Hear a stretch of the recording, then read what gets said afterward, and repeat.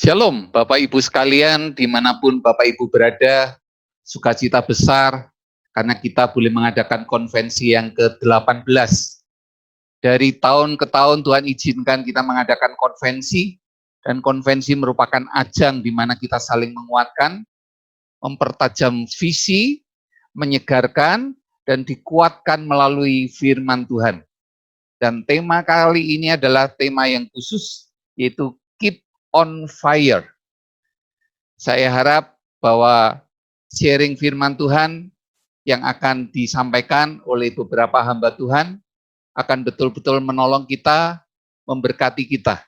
Kita bersyukur untuk Presiden EE Internasional, Reverend John Sorensen yang sudah memberikan firman Tuhan. Juga ada beberapa hamba-hamba Tuhan yang akan mengisi firman Tuhan pada konvensi kali ini. Ada Bapak Pendeta Yohanes Adri, ada Bapak Pendeta Paulus Surya, ada Bapak Pendeta Yakub Trihandoko. Kami mengucap terima kasih untuk kesediaan mereka untuk boleh menjadi berkat di dalam pelayanan firman di dalam konvensi kali ini. Dan hari ini saya akan mengisi untuk sesi yang pertama, pembukaan. Saya akan share screen dulu.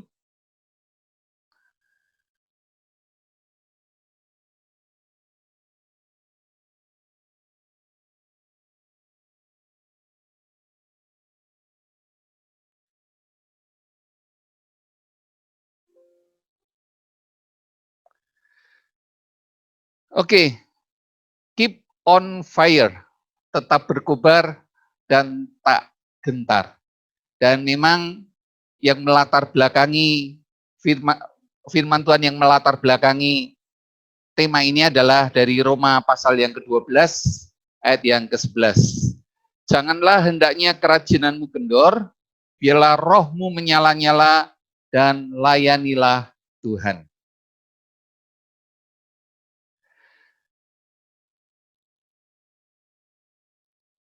Apa yang menjadi signifikansi tema ini? Mengapa kita mengangkat tema ini? Mengapa kita terus perlu bersemangat di dalam pelayanan ini? Secara khusus kita mengalami pandemi, bukan hanya Indonesia, tapi bahkan seluruh dunia. Dan ini meluluh lantakan semua sendi-sendi kehidupan. Baik ekonomi, sosial, bahkan pelayanan. Dan bagi sebagian orang, membuat mereka stagnan, tidak melakukan apa-apa. Nah, kenapa tema ini menjadi sangat penting? Kita kembali terus disemangati melayani Tuhan. Nah, ada satu bahaya yang besar tatkala kita melayani Tuhan adalah kita mengalami stagnan. Di dalam bukunya Disiplin Anugerah, Jerry Bridges pernah memberi statement seperti ini. Saya telah kehilangan komitmen dan intensitas dalam mengejar kekudusan. Sebaliknya, saya merasa mapan dan nyaman dalam kerutinan di mana tidak ada kejahatan yang menonjol. Tapi juga tidak ada usaha mati-matian untuk mentaati Allah di setiap wilayah hidup saya. Tidak ada lagi api, tidak ada lagi semangat, tidak ada lagi dorongan yang kuat. Kita merasa kita oke. Kita merasa kita masih tetap bersaat teduh. Kita merasa kerohanian kita juga tidak buruk. Kita tidak melakukan dosa yang besar. Kita sudah merasa nyaman dengan kehidupan kita. Kita merasa oke, tapi sesungguhnya kita tidak sadar. Jangan-jangan sebenarnya kita sudah kehilangan api itu, semangat itu. Makanya dengan keras, Yesus memperingatkan jemaat di Laodikia yang suam-suam kuku, tidak dingin dan tidak panas. Tuhan katakan, kalau kamu tidak dingin dan tidak panas, aku akan memuntahkan engkau. Dan celakanya jemaat Laodikia tidak sadar bahwa mereka sedang suam-suam kuku. Mereka katakan, saya kaya, saya tidak kekurangan apa-apa.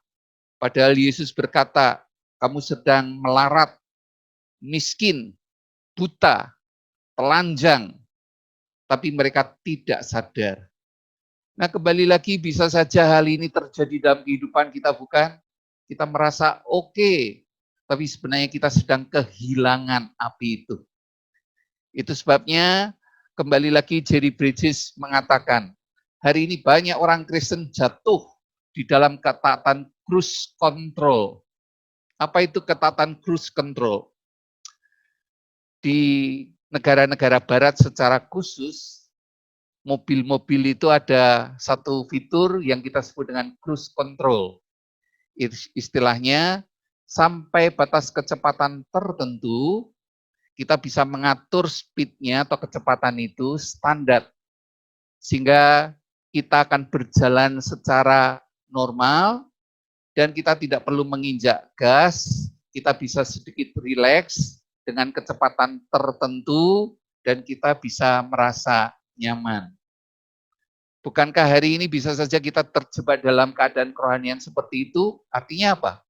Kita hanya ingin berbaur dan merasa nyaman dalam tingkat ketaatan rata-rata orang di sekitar kita. Kita tidak perlu berlelah untuk berusaha mentaati Dia dengan segenap hati, dengan segenap jiwa, dan dengan segenap akal budi kita. Kembali lagi poinnya adalah mungkin saja kita masih melakukan kegiatan rohani kita, tapi tanpa api, tanpa semangat, tanpa kesungguhan. Kita bersyukur Indonesia sudah memasuki dekade yang keempat, hampir 40 tahun. Apakah kita masih cukup semangat dan masih tetap bersemangat seperti semula, atau kita sudah merasa nyaman seperti cruise control? Ya, semuanya sudah berjalan dengan baik. Ya sudah, kita boleh sedikit berlega dan bersantai. Itu sebabnya kita mengangkat tema ini, supaya kita tidak terjebak dalam kenyamanan cruise control, tapi kita tetap keep on fire. John Wesley merupakan penginjil besar di Inggris yang mendirikan gerakan Metodis. Dan dia pernah memberikan statement seperti ini. Yang menjadi ketakutanku bukanlah kegerakan hebat Metodis yang pada akhirnya akan hilang dari dunia. Tapi yang menjadi ketakutanku adalah jemaat akan menjadi puas dengan hidup tanpa api, tanpa kekuatan dan semangat yang merupakan elemen supranatural yang membuat kita hebat. Saya pikir ini juga menjadi refleksi yang baik buat kita Indonesia yang memasuki dekade yang keempat. Seharusnya ini menjadi satu tantangan. Ketakutan kita, jangan-jangan kita sudah merasa nyaman, tapi sebenarnya kita lalu menjadi puas dan tidak ada lagi apinya. Kita berharap tema kali ini, Keep on Fire, sungguh-sungguh menolong kita. Seringkali Tuhan menyatakan dirinya dengan menyatakan diri dengan api. Dan api melambangkan kehadiran Allah di dalam banyak hal. Nah, secara khusus pada sesi ini saya ingin menyampaikan dua hal saja. Kehadiran Allah melalui api, dan nanti kita akan melihat dua lagi di dalam sesi penutupan. Nah, seringkali Allah menyatakan dirinya melalui api. Dan yang pertama adalah api melambangkan perkenanan Allah. Semua korban harus dibakar dengan api. Jadi sebenarnya Allah menunjukkan perkenanannya dengan mengirim api pada korban persembahan. Orang-orang Israel tatkala dia memberi persembahan, baik itu korban persembahan keselamatan, penghapus dosa, penghapus salah, selalu harus dinyalakan dengan api. Imamat pasal 9 ayat yang ke-24. Dan keluarlah api dari hadapan Tuhan, lalu menghapuskan korban bakaran dan segala lemak di atas mezbah. Tatkala seluruh bangsa itu melihatnya, bersorak-sorailah mereka, lalu sujud menyembah. Allah menyatakan perkenanannya dengan mengirim api. Allah menerima korban itu dengan mengirimkan api. Jadi api lambang perkenanan Tuhan sebagai korban yang dipersembahkan dan Tuhan menerimanya. William Penn pernah berkata, bara dari mezbah Allah haruslah yang menyalakan api kita.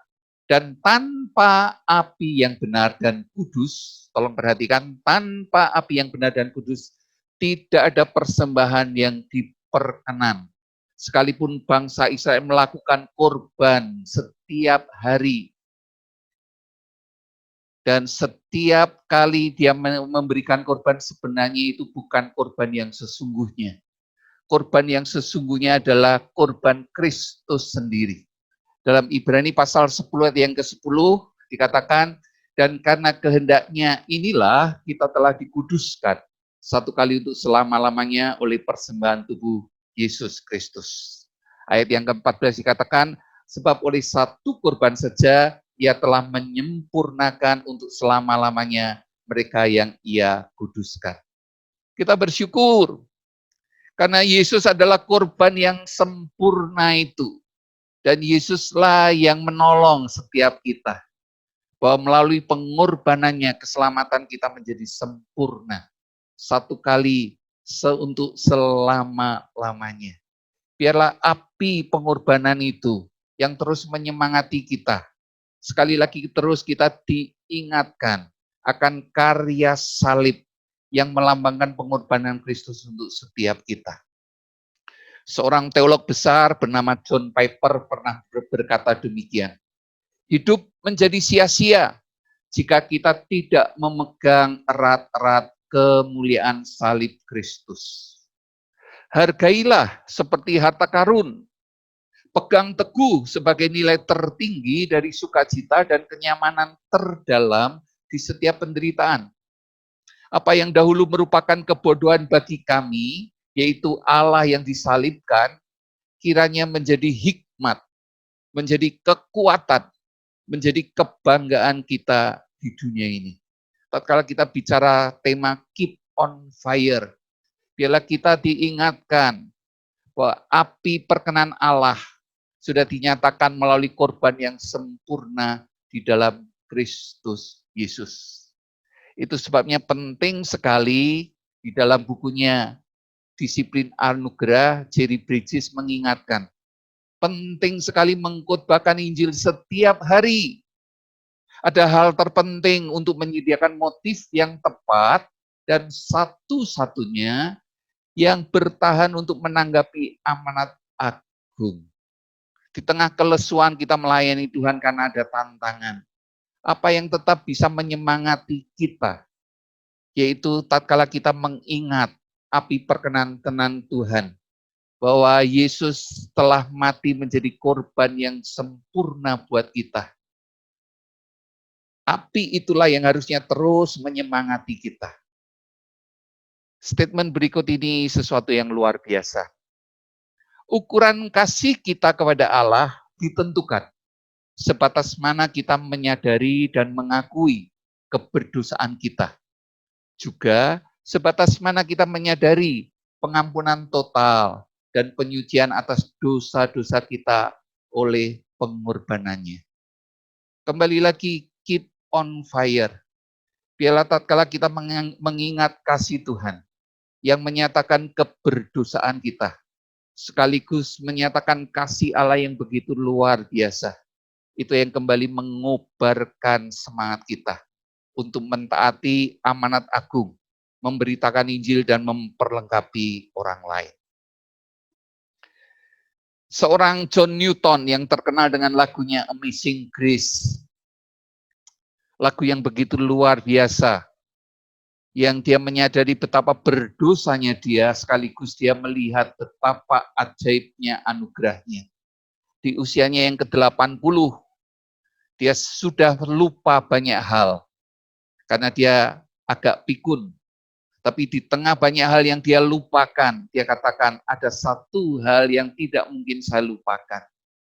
Dan dia mengatakan, I am a great sinner and Christ is a great savior. Saya adalah pendosa besar dan Yesus adalah juru selamat yang besar.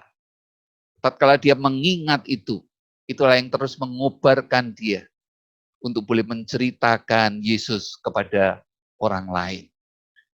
Kesadaran kita akan keberdosaan kita dan kesadaran kita akan kasih Kristus yang besar.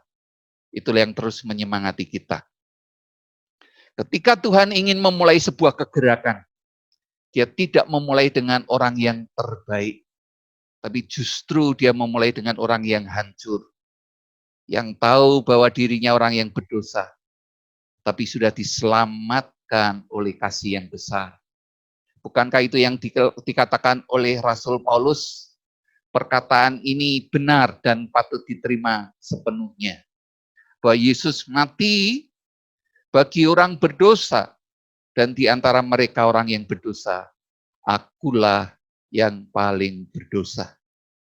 Dia tahu siapa dirinya, tapi dengan kesadarannya akan keberdosaannya, dia menjadi rasul yang luar biasa, punya api, punya semangat yang tidak pernah padam, yang terus mendorong dia untuk menceritakan kasih itu kepada orang lain.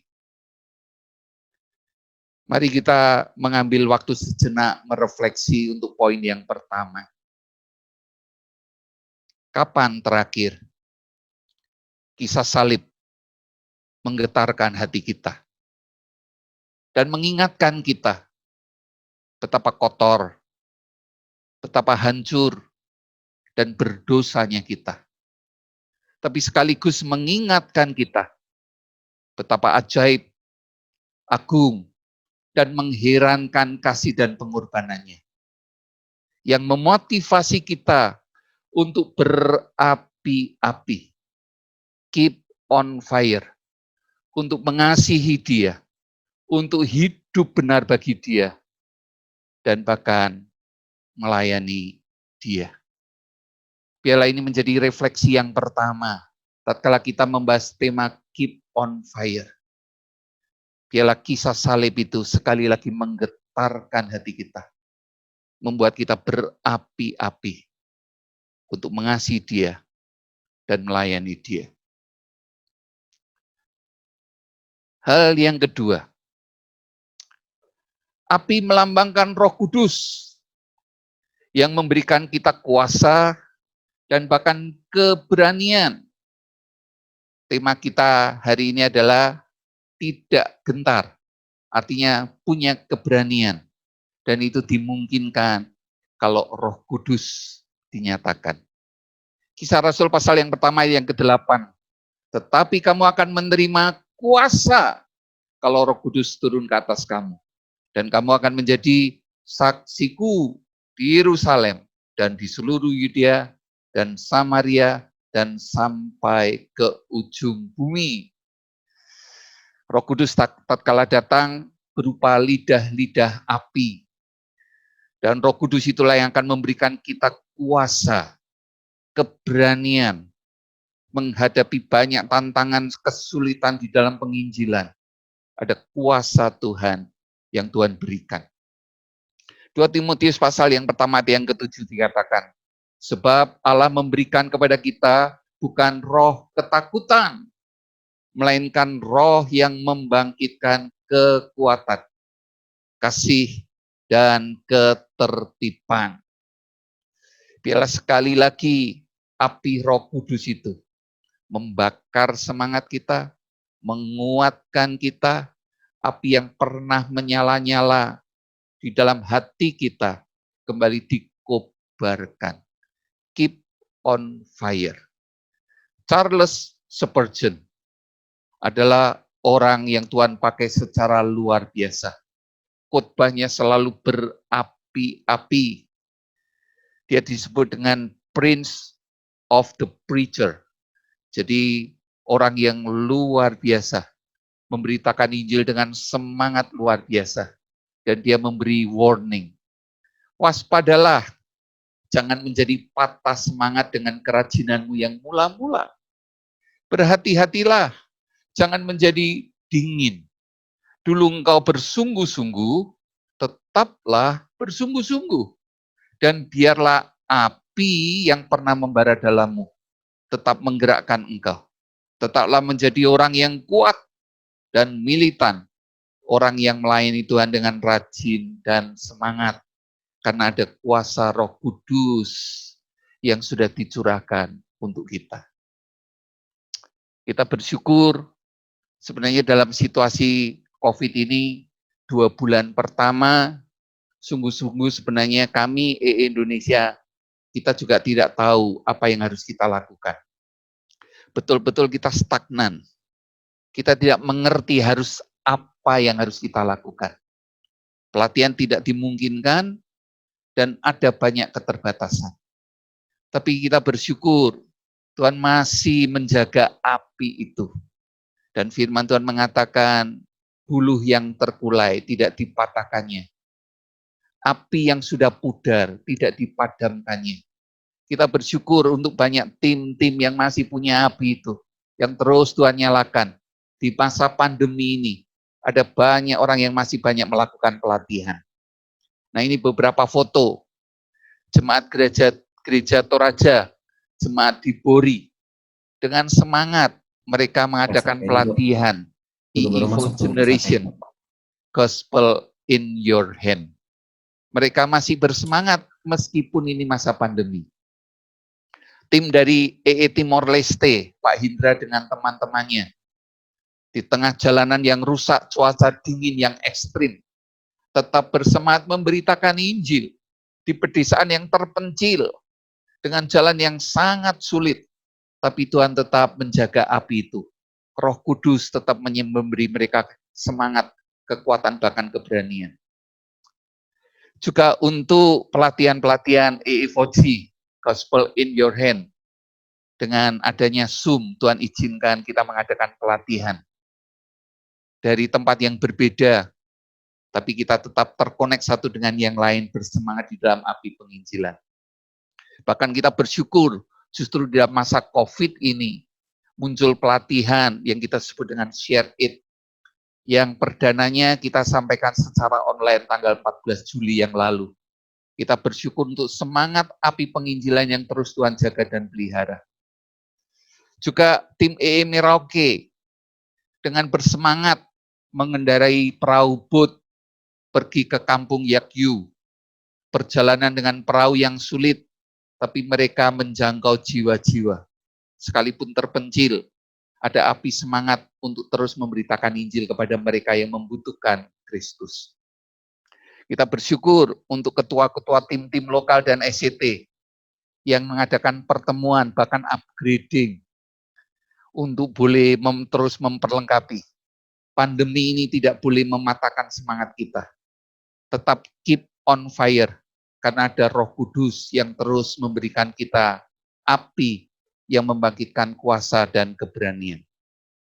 Pelatihan Share It, bahkan pelatihan ini sudah sampai kepada Nias, di Nias.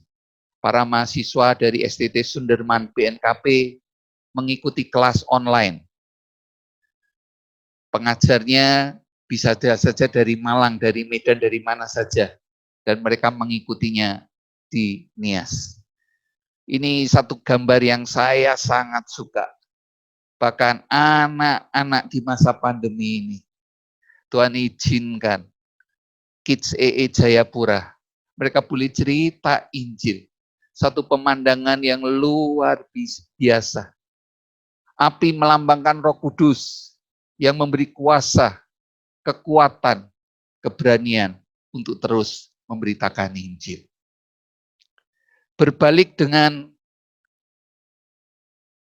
cruise control.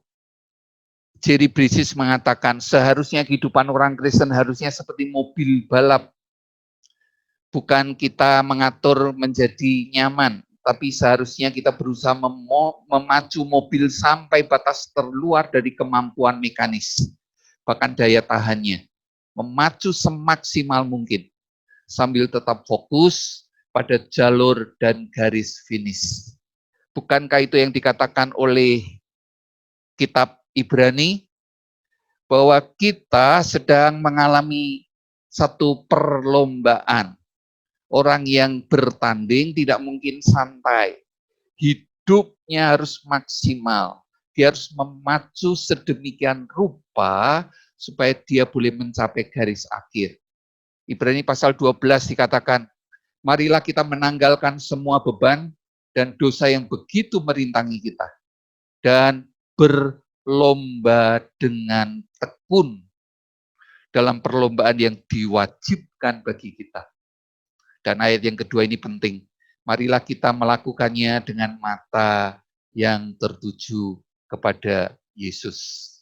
Jangan menjadi orang Kristen yang suam-suam kuku.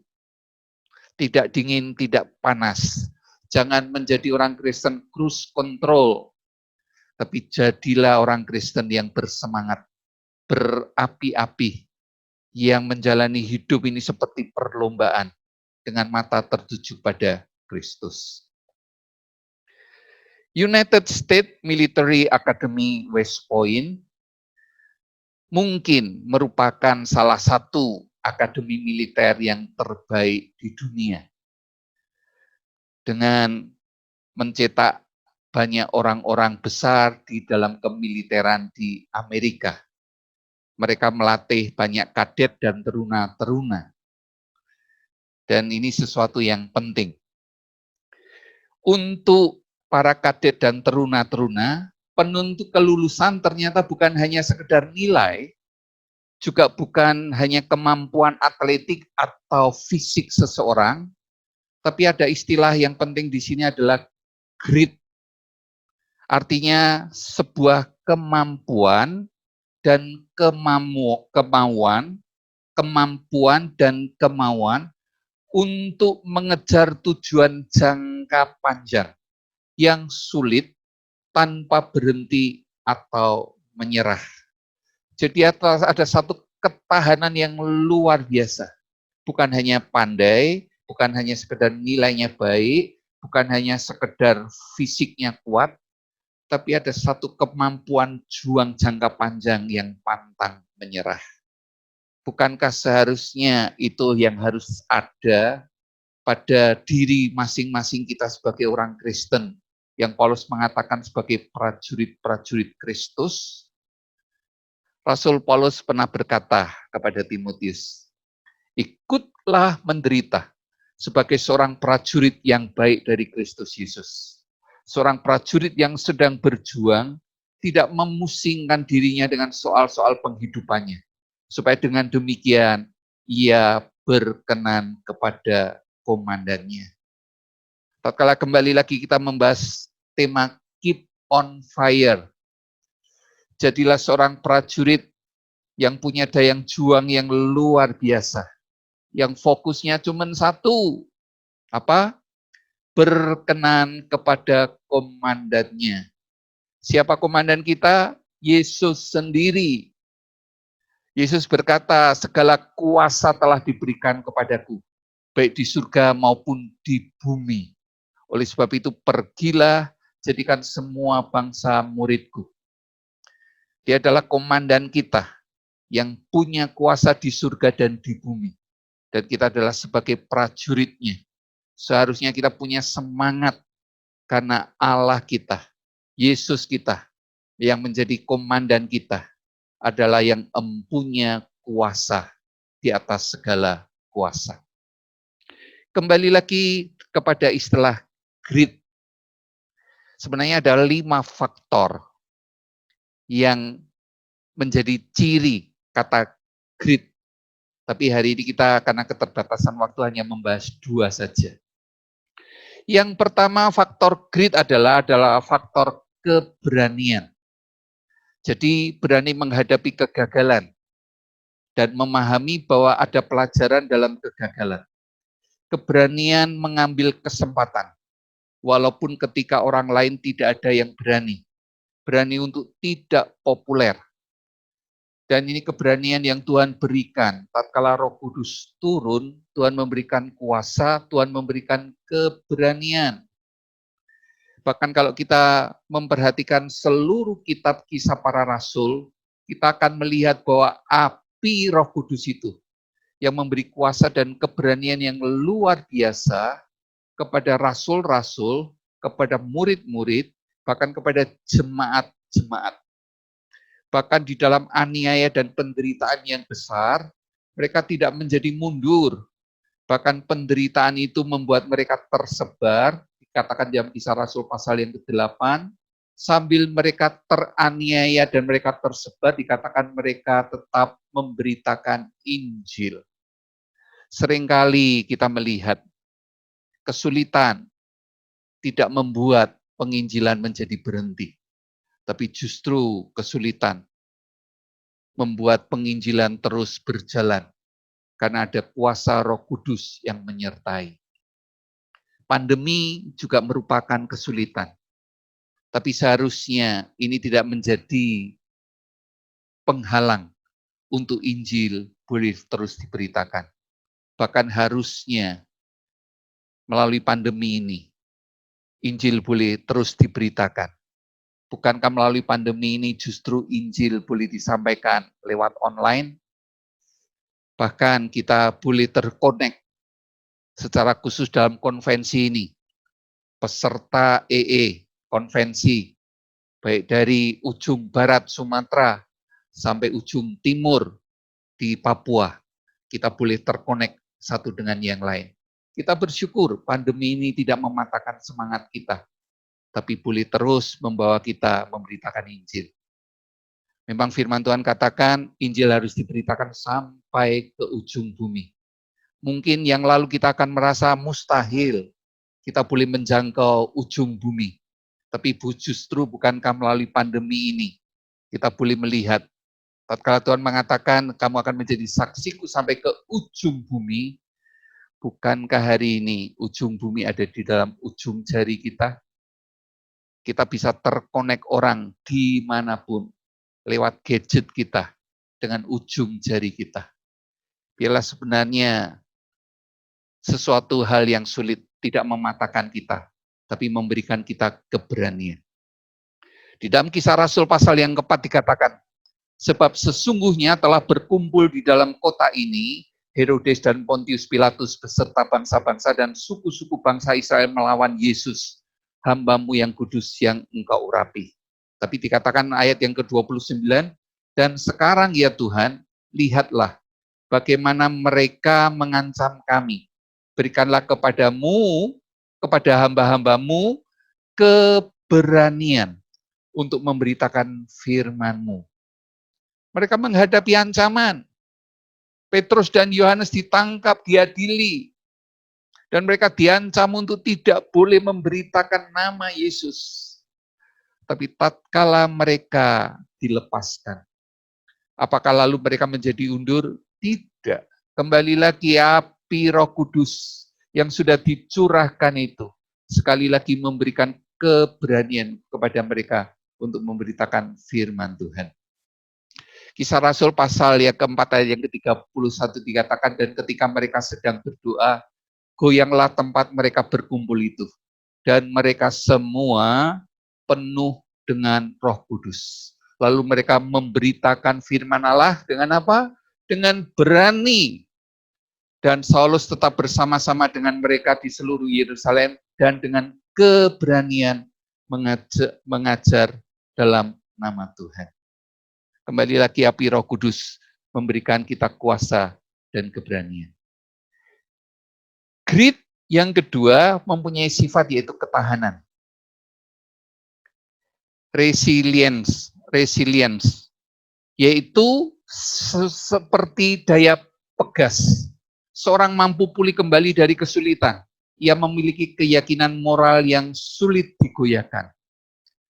Resilience ini merupakan kombinasi dari optimisme, percaya diri, dan kreativitas. Ia memiliki kemampuan untuk mempertahankan tujuan utamanya. walaupun ada berbagai kejutan dan tantangan yang tidak terduga.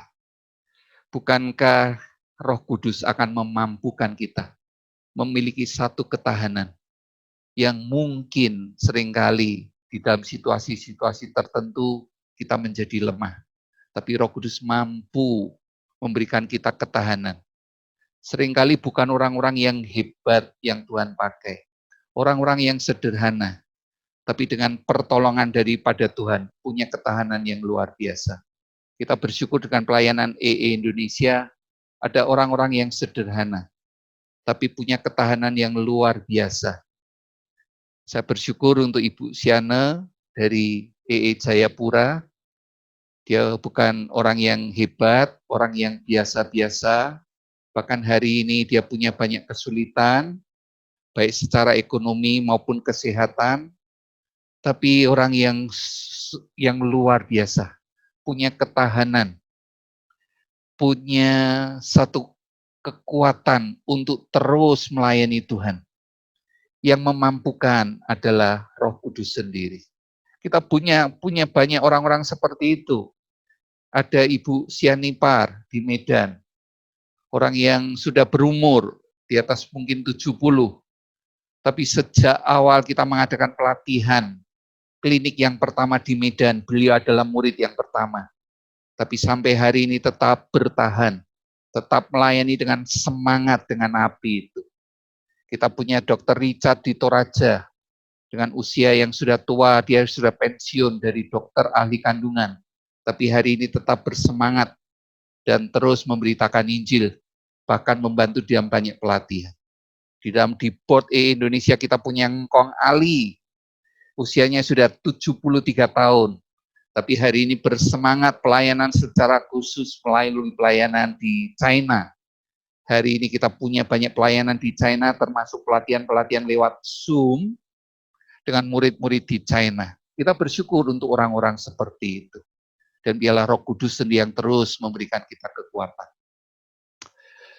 Ini satu statement yang sangat indah. Semangat itu biasa, tapi daya tahan itu jarang.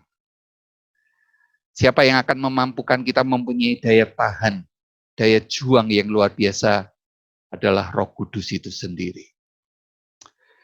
Seorang misionaris bernama Henry Martin. Dia adalah misionaris untuk tanah Arab. Dan dia diakui sebagai misionaris modern khusus untuk yang pertama untuk orang-orang Muslim. Jadi dia adalah misionaris modern untuk orang-orang Muslim. Jadi dia melayani di India termasuk di Persia. Tatkala dia melayani, dia punya banyak kesulitan, banyak tantangan. Dia naik kapal dagang, kadang-kadang ikut kapal perang di tengah tentara-tentara dan tawanan-tawanan yang luka-luka, yang berbau, yang kotor. Dia pelayanan mengendarai kuda ribuan mil, dan dia sebenarnya punya penyakit yang melemahkan dia. Dia seringkali jatuh sakit dan hampir meninggal. Tapi dia orang yang sangat bersemangat, berapi-api. Bahkan sebuah statementnya yang terkenal, dia mengatakan, di sini biarlah aku terbakar habis bagi Tuhan. Satu teladan yang luar biasa. Orang yang bersemangat, berapi-api bagi nama Tuhan. Di akhir dari firman Tuhan ini ada sebuah refleksi yang perlu kita renungkan. Jika Tuhan memberimu beberapa tahun lagi, ingatlah itu bukan milikmu. Waktumu harus memuliakan Tuhan. Aktivitasmu harus memuliakan Tuhan. Dan setiap yang kau lakukan harus memuliakan Tuhan. Waktu kita tidak banyak, bukan waktunya kita bersantai-santai. Mari kita terus bersemangat. Keep on fire. Memuliakan nama Tuhan dengan waktu yang ada. Bukankah lagu yang terkenal termasuk lagu yang kesukaan Pak Ali? Hidup ini adalah kesempatan. Selama Tuhan berikan kita kesempatan, mari melayani Tuhan.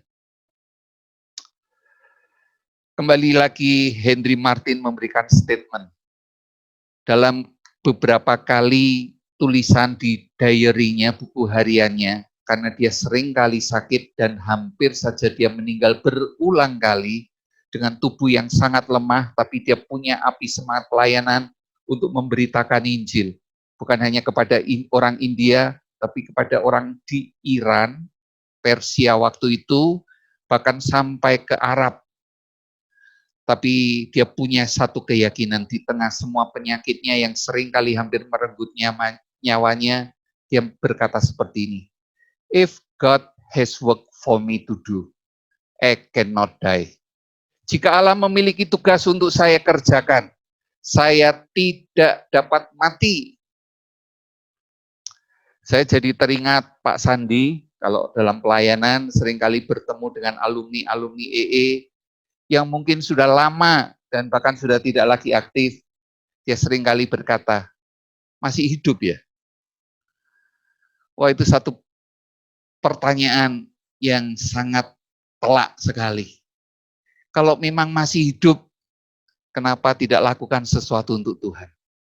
Kalau memang sudah tidak lakukan sesuatu untuk Tuhan, kenapa masih tetap harus hidup? Bukankah harusnya tidak perlu hidup? Tapi bukankah statement Henry Martin ini sesuatu yang luar biasa? Kalau Allah memiliki tugas untuk saya kerjakan, saya tidak dapat mati. Artinya kalaupun hari ini kita masih hidup, berarti masih ada tugas yang Tuhan berikan untuk kita. Artinya kita harus bersemangat untuk melakukan itu. Tapi kalau dalam hidup kita ini, kita sudah tidak lagi melakukan apa-apa untuk Tuhan, harusnya kita tidak lagi perlu hidup.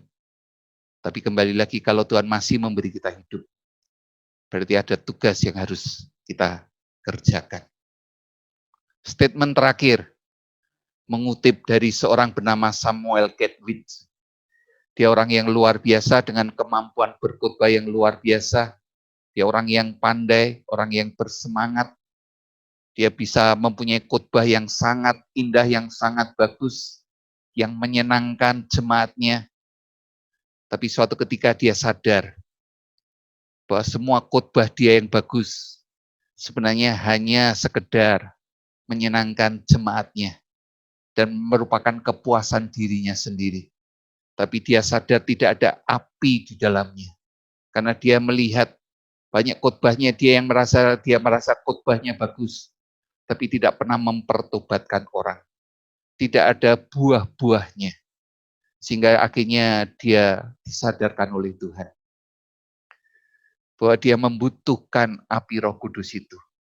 Bukan kekuatannya, di dalam seluruh pelayanannya bukan semangatnya dia, bukan kepandaian dia, tapi dia membutuhkan api Roh Kudus itu. Sehingga suatu ketika dia pernah membakar semua karya atau naskah khotbahnya. Dan dia merasa semuanya itu sia-sia. Karena dia hanya mengandalkan kepandaiannya dan semangatnya sendiri. Dan kemudian dia kembali lagi mengandalkan Roh Kudus. Dan Tuhan memberikan dia buah-buah yang luar biasa. Dan inilah statement yang dia sampaikan. Statement yang sangat bagus. Jika kita tidak memiliki api dari Allah, semua menjadi tidak bernilai. Tetapi memiliki api dari Allah, itulah segalanya yang bermakna. Keep on fire. Bila kita berdoa kepada Tuhan, api Roh Kudus itu yang terus Tuhan nyalakan dalam hati kita. Sehingga kita punya kekuatan, punya kuasa, punya keberanian untuk boleh melayani Tuhan, memberitakan Injil, memperlengkapi orang lain, dan semuanya untuk kemuliaan nama Tuhan. Sekali lagi, keep on fire. Tuhan memberkati.